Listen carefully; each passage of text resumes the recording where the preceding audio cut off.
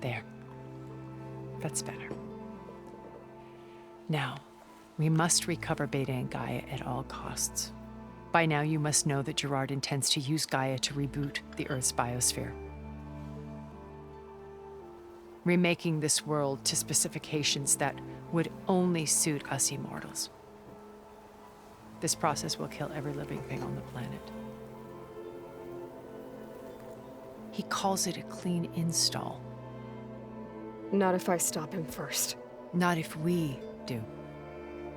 And once he and the others are gone, we can work together to fulfill Elizabeth's dream. I'm sure Beta told you that there's a build of the Apollo database on board our ship. A complete collection of human knowledge. With that and Gaia, we could do everything Elizabeth wanted. Heal the biosphere, educate the people of this world, uplift them. Create the world she imagined. Let's not get ahead of ourselves. From what I've seen, your friends are invincible. I do wish you would stop calling them my friends. And they're not invincible. In fact, a friend of yours has found a way to defeat them. Silence. Oh, he's been a busy bee, building an army powerful enough to crash through Gerard's precious base. Regala and her rebels. Even now, she's preparing a final march on the Tenakth capital. When she wins, she'll have the entire tribe under her control. Hundreds of warriors and machines to throw at the base. She's been duped. They'll all perish, of course. But it should be enough to break Gerard's defenses and allow Silence to kill him. Along with all the others. Using the new weapon he's developed. Yes, he's found a way to circumvent our shields. Truly an exceptional man. He's planned for everything. Except you and me. You see, while his army is battering down Gerard's doors, you and I will sneak in through a back way. One that only I know about. While Silence and my friends are busy battling each other, we'll take back Beta and Gaia. I told you I want to help you. I mean it. Beta told me your colony was destroyed. That you came back to Earth because you had nowhere else to go. It's true. After we reached our destination, a planet in the Sirius star system, we spent decades building a new home. The physical constraints of Earth, the boundaries of mortality, gone. To think of what we could have done with it. It might have been a utopia. Instead, we stagnated, absorbed in effortless comforts and virtual realities. It took a cataclysm to finally yank us out of our stupor. What happened? A massive geological event. We knew of instabilities in the planet core, but we underestimated them. By the time the collapse was upon us, it was too late to stop it. Only a few of us made it to the ship in time. We set course for Earth, the only safe harbor left to us. Which you decided to make unsafe for anyone else. Not me. Gerard. He believes it's better to wipe the canvas clean than work around the smudges. No more primitive tribes, no more combat machines, only a blank slate to do with as he pleases. But we will stop him. All we have to do is get into that base. What exactly is your plan to sneak into the Zenith base? We will make use of a lesson I learned from an early age. Always know your exits. In this case, a place where Gerard's new construction meets the ancient foundation, a passage that only I can access. When Silence flings his army at the base, we will enter through this back door, bypassing most of the fighting. The distraction will provide us with a window in which to rescue Beta and Gaia. Once we're inside the base, where will we find Beta and Gaia? Here in the command center. By then, Gaia will have been reunited with all of its subordinate functions, including Hephaestus. What about the alpha build of Apollo on your ship? A simple matter of recovery once the others have been dealt with. With that in hand, we'll have everything we need to make this world as it should be. You said Beta is not in urgent danger, so what are the Zeniths doing to her? Putting her to work. Merging Hephaestus with Gaia. A difficult, time-consuming task, as I'm sure you know. They will compel her if need be. But her life is not in danger. She's the only one who can do it. Because you people made her to be nothing but a tool. Gerard's idea, not mine. They always viewed me with suspicion when I attempted any form of kindness towards her. That's why I created the data channel. A virtual place where we could speak in peace. So this channel you shared with Beta, none of the other Zeniths ever found out about it. Gerard believes he's the most cunning of all of us. Even after 1,000 years, he still can't imagine that I would outwit him. The channel allowed me to interact with Beta away from their mistrustful eyes. It offered us a chance to be ourselves. Until you cut off all contact. Yes, though it pained me. I was worried that our meetings would do her more harm than good. Well, she felt like you tossed her aside. I was afraid the others would find out and punish her. She may not have had the comforts of friendship anymore, but at least I ensured she was safe. I know it seems harsh, but you must believe that her well-being has always been paramount to me. Why did you make the data channel look like this place? I built this house as a shelter to weather any storm. A safe place. Not just for me, but for the art stored below. Cultural artifacts of incalculable value. Truly some of the greatest achievements of human civilization. And you wanted Beta to see them? Yes. Her upbringing was so cold and technical. I thought if she could experience Vermeer and Rembrandt, it would bring something else into her life. A heritage every bit as valuable as the scientific and technical data being drummed into her. I'm sorry I had to cut off contact, but I'll never regret sharing this house with her. She needed its shelter even more than I did. So you knew Elizabeth. What was she like? Liz was everything she was. I see in you. And more. Your ingenuity, your determination, your moral compass. You've managed to distill her greatest qualities and make them your own. I'm not asking about me. Tell me about Elizabeth. What was she really like? The honest answer is that I don't actually know. For all the time that I spent with her, she always kept a part of herself locked away. It was like that from the moment we met. So when you met Elizabeth, she was what? Distant? Aloof? Not aloof. Not exactly. It was a summit in Paris about machine learning. A touchy subject in those days. Because regulatory authorities were just starting to clamp down on AIs. Liz gave the keynote address. She had already achieved great renown for her work in automated environmental reclamation. But in her address, she was just starting to imagine the next step. An AI-driven system that wouldn't just act on its programming, but actually take responsibility for its sphere of influence. To care about life. Not just follow orders. Revolutionary stuff. I was fascinated. And I wanted to meet her for a long time. I watched her after her talk. She had spoken with such moral authority, such empathy. But after that, she retreated. I could tell she felt uncomfortable with all of her admirers. It was as if giving the talk had cost her something. I didn't want to be a pest, so I planned my approach carefully.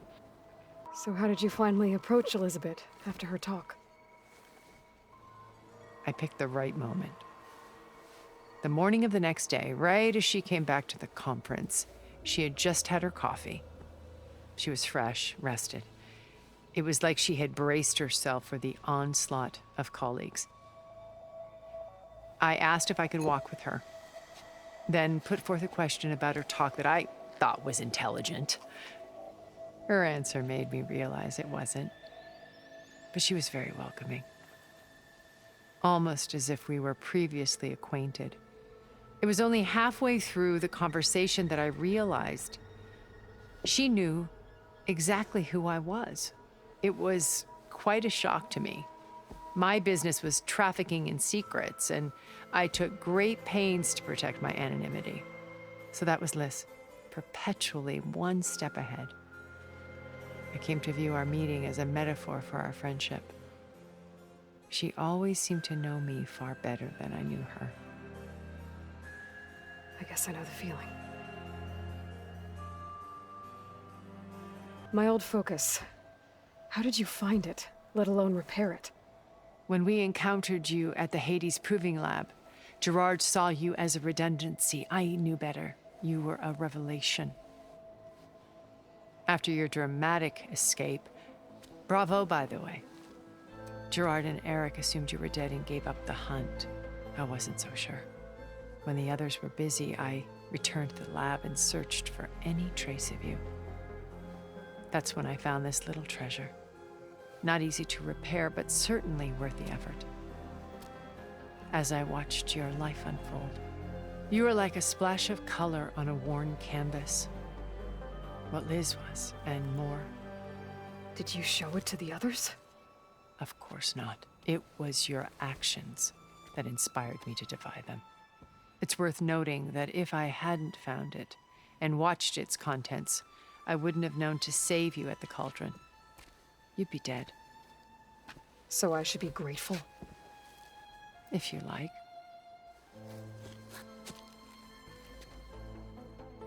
So you know all about me. What about you? What would you like to know? Well, start with your life on Earth. When I was 8, terrorists flooded my home city. Thousands drowned, my parents included. I was one of the few who survived. My guardian sent me to boarding school. Among my peers, I was the strange girl, the orphan to be avoided. All because of circumstances beyond my control. Oh. So we're a lot alike, huh? Aren't we? You were an outcast. But you didn't let that stop you from getting what you needed. Neither did I. I climbed my way out of desolation and used my wits to build a fortune. First, from the technical analysis of art and the detection of forgeries. Profitable expertise in those days. But as it turned out, the software I developed was even more useful for counterintelligence. From there, it was only a short step to gathering extremely valuable intelligence on my own. You were a spy? More like a service one could turn to for information. I had to remain anonymous, of course, to protect my privacy.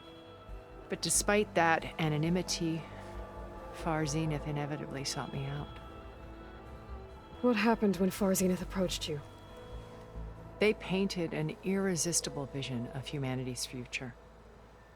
One where we need not fear illness or death, where we explored the furthest reaches of the stars and thrived.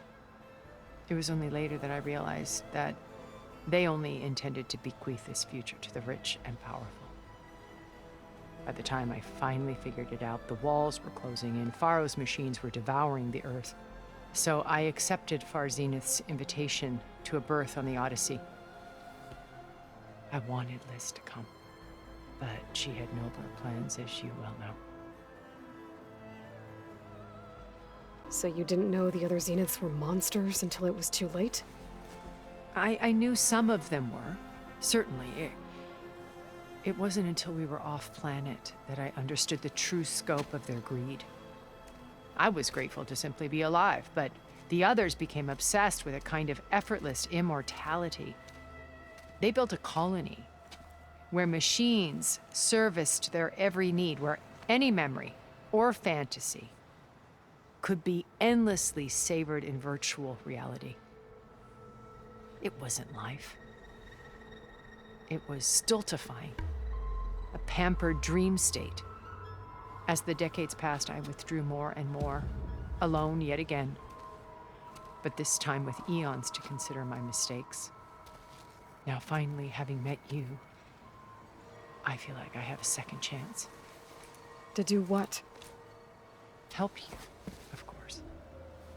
To fulfill Liz's dream, which isn't so different from Far Zenith's original vision. A better future for humanity. How do you know about Silence's plan? He isn't the only one adept at spyware. You hacked his focus? No, he's too careful for that. But his subordinates? Not so much. He gave additional focuses to the tribals he branded the Sons of Prometheus. By tapping them, I learned about most of his dealings.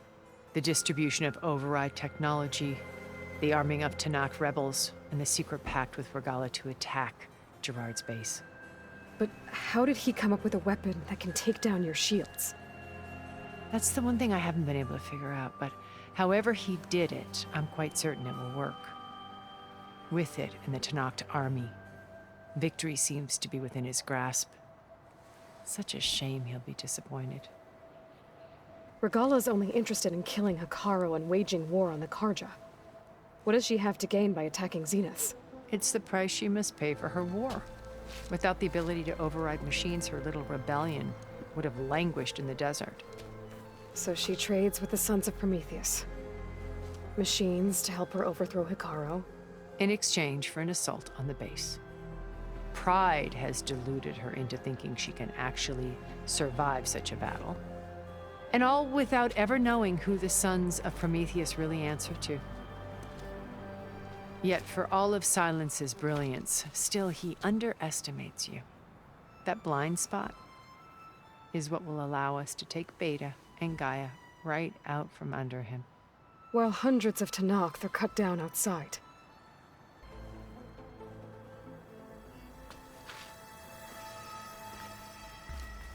First Varl. Now Hekarro and the Tanakh. Your plan would wipe out an entire tribe.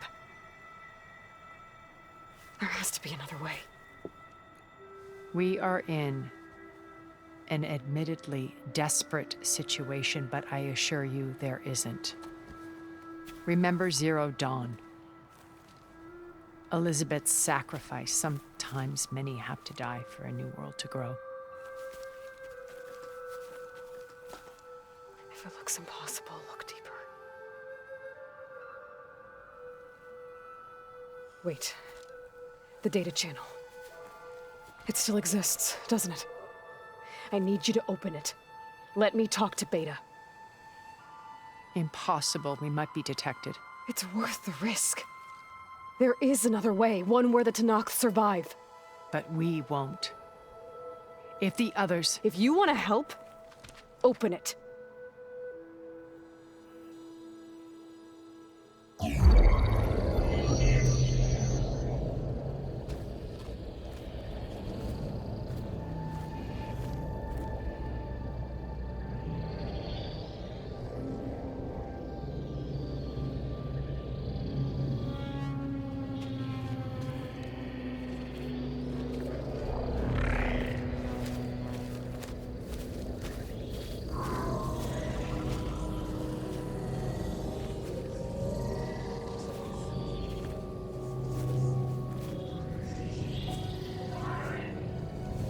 What are they doing to her?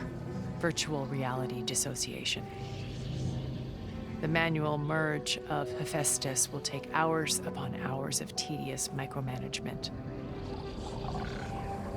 If she resists the work, they run simulations to induce feelings of isolation and despair. Beta, can you hear me? You're alive. They're watching me. I I can't hold up this extra protection for long. You should have killed me. No. No, look at me. I'm coming for you. I promise. Okay? I just need you to hold out a little while longer and work on the merge.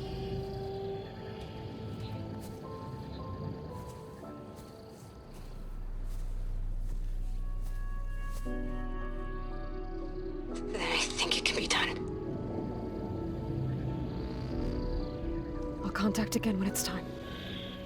Can you hold on? As long as I know you're coming for me, I can endure anything.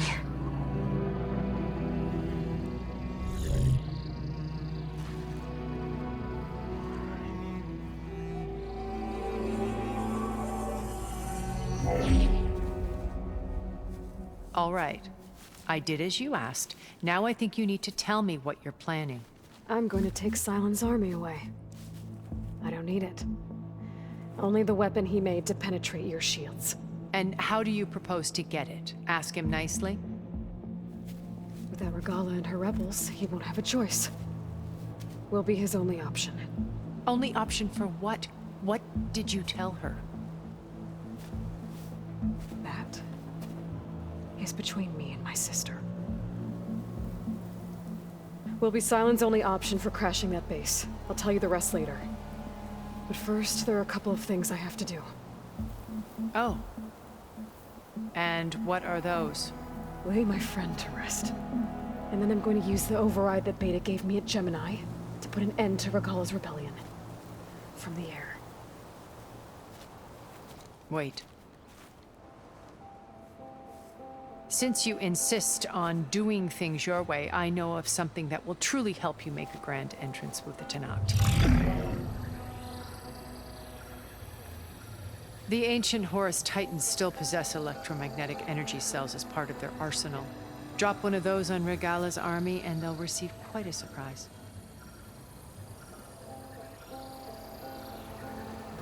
So go, do what you must. I'll come to your base if you manage to bring Silence to the table. Not if. When.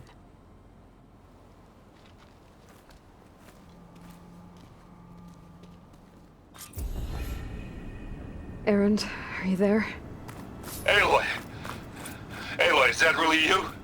Yeah, it's me. Where's everyone else? We're all... we're back at base. What happened?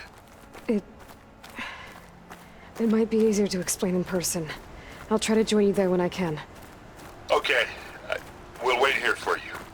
It's good to hear your voice, Aloy.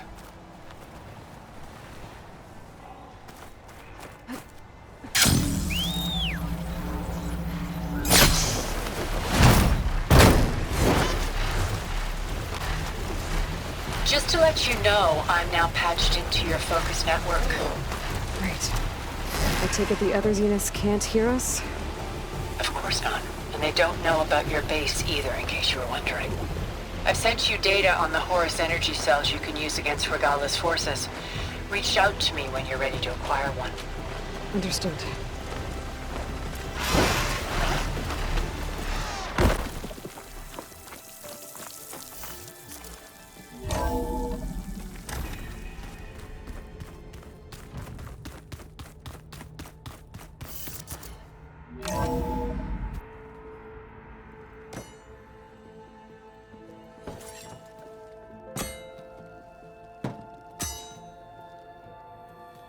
When you're wounded, you have to strike back.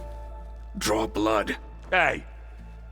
Can't I get 1 damn minute to mourn my friend? Regala is going to slaughter my tribe to overthrow Hikaru. The Zeniths have Beta and Gaia. We can't sit around wallowing in our losses. Kutalo's right. We must fight. Oh, all right. So what are we gonna do, huh? Take on all of Regala's rebels?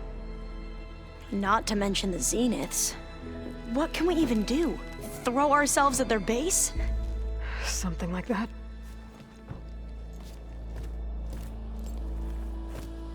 So...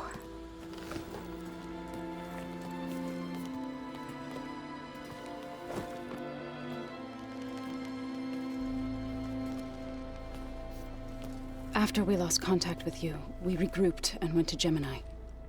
What happened? The recording we found on Varl's focus cut off when that Zenith, Eric... The Zeniths were tracking Hephaestus. When Gaia trapped it in Gemini, they knew where we were. After Varl tried to stop them, they took Beta and Gaia. I only survived because one of the Zeniths turned against the others to save me. One of them? Well... at least we didn't lose you too. So what do we do now? We're going to defeat the Zeniths and get Beta and Gaia back. But first, we're going to stop Regala. How? Back in Gemini, Beta gave me a gift. There's something I need to do first to make it work, but it could put an end to the bloodshed. Word is, Regala's readying her army for an all-out assault on the Grove. I need to be there. I know. Go. Stand with Ikaro. And keep an eye on the sky. Strike true as the 10.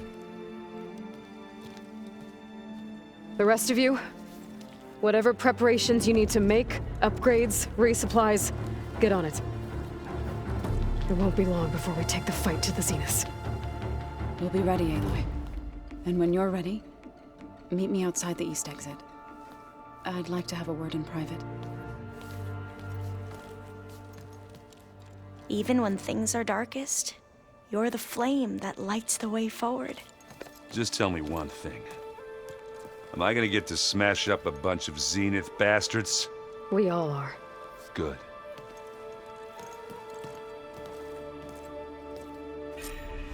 Before I do anything else, I should check on Zoe.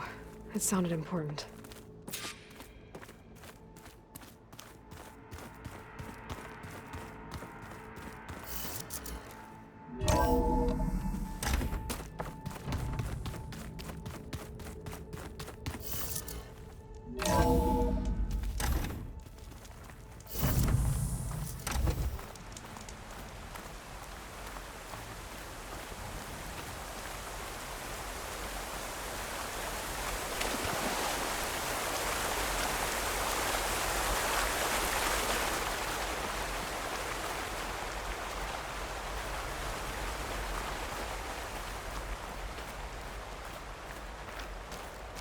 Over here, Aloy.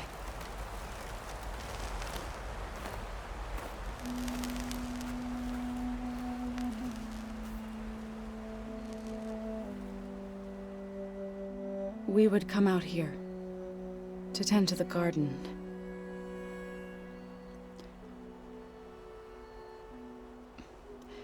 Sometimes I needed fresh air. Other times we would simply sit and watch the sunrise. So when we returned from Gemini, it seemed fitting that he be laid to rest here. Now he can always look out at Plainsong and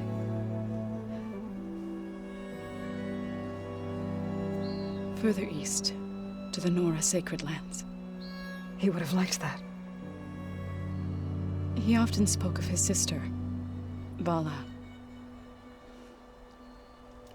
He said she used to gather her favorite golden blooms and tie them to her spear.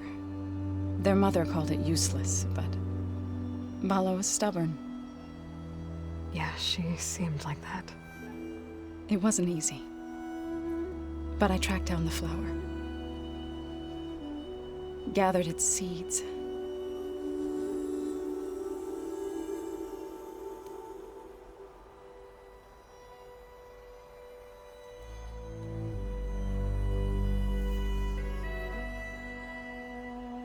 As verdant limbs wither, roots rot in snow, still the sea rises, as certain as stone. From death follows new life. So it is with the land.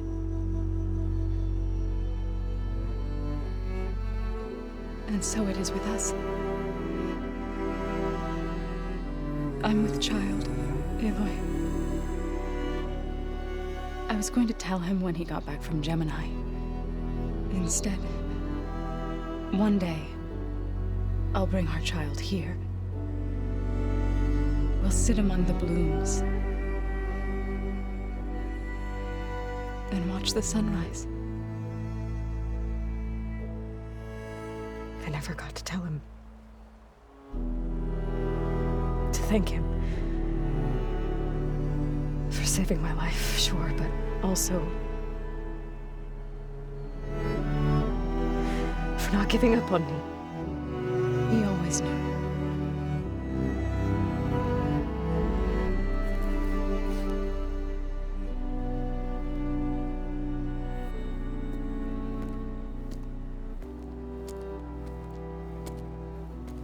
Goodbye, Varl. I promise to look after them.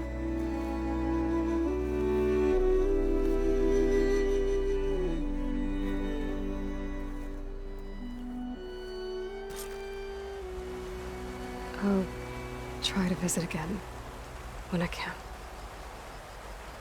But for now, I need to go to the fabrication terminal to install the new override on my spear. And I'll use it on a sun ring and get ready for an entrance where Gala will never forget.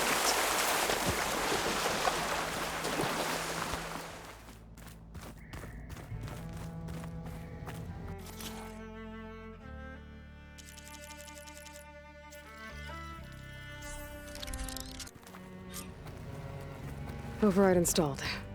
Now to find a sunwing. I think there are some roosting at the top of the mountain.